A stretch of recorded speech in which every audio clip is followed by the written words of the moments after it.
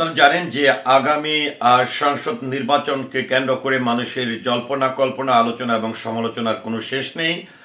অনেকেই আসলে অপেক্ষায় আছেন যে কবে অনুষ্ঠিত হবে আগামী সংসদ নির্বাচন, কারণ আমরা জানি যে গত 5ই আগস্ট গণ অভ্যুত্থানের মাধ্যমে আওয়ামী লীগ সরকারের পতনের পর কিন্তু প্রায় 4 মাস হয়ে গেছে যে অন্তর্বর্তীকালীন ডক্টর মোহাম্মদ ইউনূস সরকার দেশের দায়িত্ব পালন করছে। তো এই প্রেক্ষাপটে এসে আমরা দীর্ঘদিন ধরে শুনছিলাম যে দেশে নতুন একটি রাজনৈতিক দল গঠন করার সম্ভাবনা রয়েছে বা রাজনৈতিক দল সামনে আসার সম্ভাবনা রয়েছে।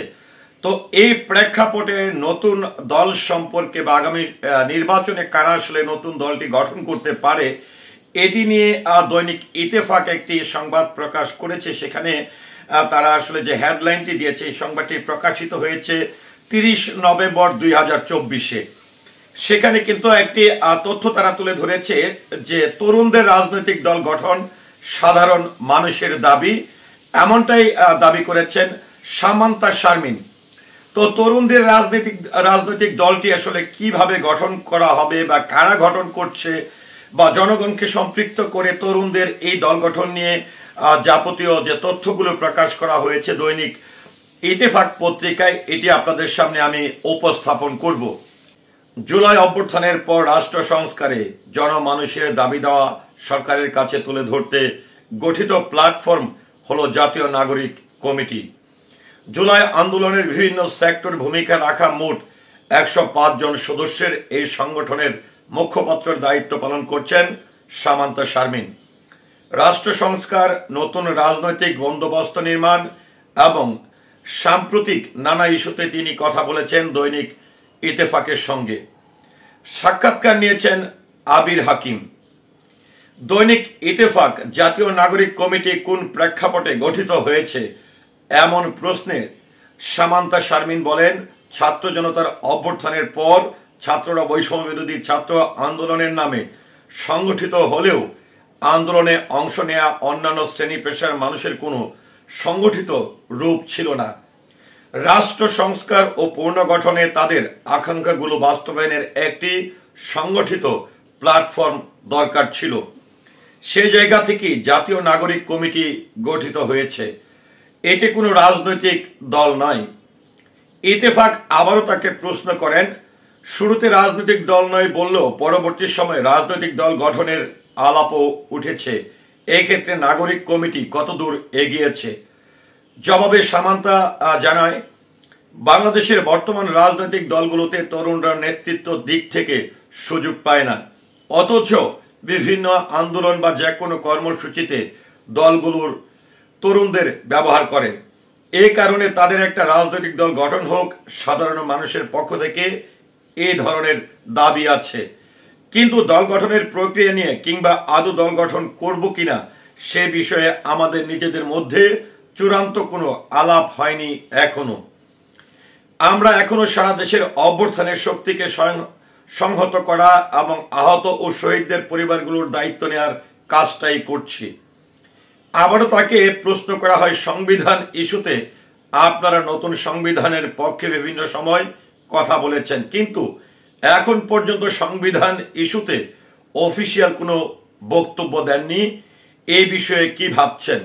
জবাবে সামান্তা বলেন, 72-এর সংবিধানটা আসলে এমনভাবে শুরু হয়েছে যে আমাদের মুক্তিযুদ্ধের প্রোক্লামেশন যেভাবে কাটচাট করে নতুন করে কিছু মূলনীতি তৈরি করা হয়েছে, এগুলো আমরা মনে করছি বাইরে থেকে আসা চিন্তা, যেটা আসলে আমাদের দেশের জনতার মধ্য থেকে উত্থাপিত কোনো বিষয় নয়। এর বাইরে থেকে আসা জিনিস আমাদের ওপর এক প্রকার চাপিয়ে দেওয়া হয়েছে। গত 15 বছরে রেজিমের সাংবিধানিক ধারাবাহিকতা, সাংবিধানিক সংকট ইত্যাদি পরিভাষা দিয়ে আমাদের শোষণ করা হয়েছে। সংবিধান প্রণয়নের জনতার অংশগ্রহণ না থাকায় এটি জনবিরোধী সংবিধান হয়ে উঠেছে। এই গণবিরোধী সংবিধান ঝেড়ে ফেলে নতুনমুখী একটি সংবিধান গড়ে তোলা এটি সময়ের দাবি বলেও সামান্তা সেটি বলেছেন। আমরা চাই সংবিধান নিয়ে সারা দেশের উঠান বৈঠক হোক, আলাপ আলোচনা, আড্ডা হোক। আবারও তাকে প্রশ্ন করা হয়, সংবিধান পুনর্লেখন ইস্যুতে অনেক রাজনৈতিক দল পক্ষে নেই, এই বিষয়টি আপনারা কিভাবে দেখছেন? জবাবে সামান্তা বলেন, গত 53 বছর ধরে আমরা সাংবিধানিক সংকটের ঊর্ধ্বে উঠতে পারছি না, কারণ আমরা দেখছি বিএনপি সহ অন্য সব অভ্যর্থনকারী শক্তি, বিশেষত রাজনৈতিক দলগুলো নানা মতে আছে। আমরা আহ্বান করছি এই ইস্যুতে ঐক্য খুবই জরুরি। আবারও সামান্তাকে প্রশ্ন করা হয়, আপনারা লিয়াজু ভিত্তির রাজনীতি বন্ধের কথা বলছেন, বৈষম্য বিরোধী ছাত্র আন্দোলন এবং নাগরিক কমিটির মধ্যে সম্পর্ক কি? জবাবে সামান্তা বলেন, আমরা পরিষ্কারভাবে বলেছি বৈষম্য বিরোধী ছাত্র আন্দোলন আমাদের নেতৃস্থানীয়, তারা আমাদের ন্যাশনাল ফিগার, তাদের নেতৃত্বে আমরা এগিয়ে যাব। এটাকে লিয়াজুর ভিত্তিক বলা যাবে না, আমরা স্বাধীনভাবে সিদ্ধান্ত গ্রহণ করেছি। আবারও সামান্তাকে প্রশ্ন করা হয়, নাগরিক কমিটি কি আসলে সরকারের অংশ?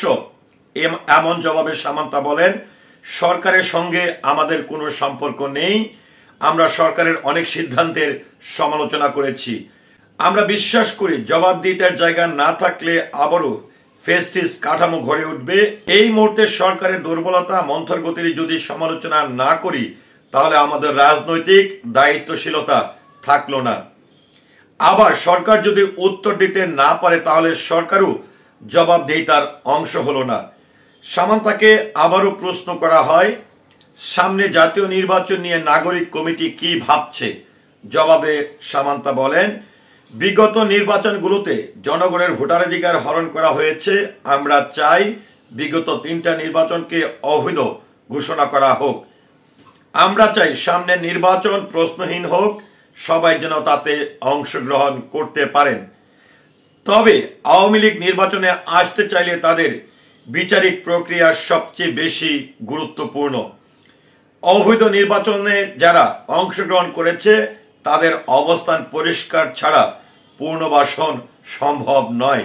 আওয়ামী লীগকে দল হিসাবে ক্ষমা চাইতে হবে। তো এখানে আসলে নাগরিক কমিটি নিয়ে বা বর্তমান আগামী সংসদ নির্বাচনকে নিয়ে আসলে ইত্তেফাক যে প্রতিবেদনটি তৈরি করেছেন এবং সামান্তাকে, সমন্বয়ক সামান্তাকে আসলে যে নাগরিক কমিটির যে তরফে প্রশ্নগুলো করা হয়েছে বা আগামী সংসদ নির্বাচনকে ঘিরে তাদের পদক্ষেপ কি বা তারা নতুন কোনো রাজনৈতিক দল গঠন করবে কিনা, তো এই সাংবিধানিক বিষয়গুলো নিয়ে তাদের চিন্তা ভাবনা কি, এই বিষয়গুলো নিয়ে কিন্তু তাকে প্রশ্ন করা হয়। তবে তিনি যেটি বলছিল যে আসলে গত 53 বছর আগের যে সাংবিধানিক যে বিষয়গুলো রয়েছে এটি নিয়ে তার মধ্যেও কিন্তু কিছুটা অসংহতি রয়েছে এবং তিনি চায় যে এটি সাধারণ মানুষের মতানৈক্যের মধ্য দিয়ে বা আলোচনার মধ্য দিয়ে উঠান বৈঠকের মাধ্যমে জনগণের মতামতের মাধ্যমে আসলে একটি নতুন সংবিধান তৈরি করা হোক।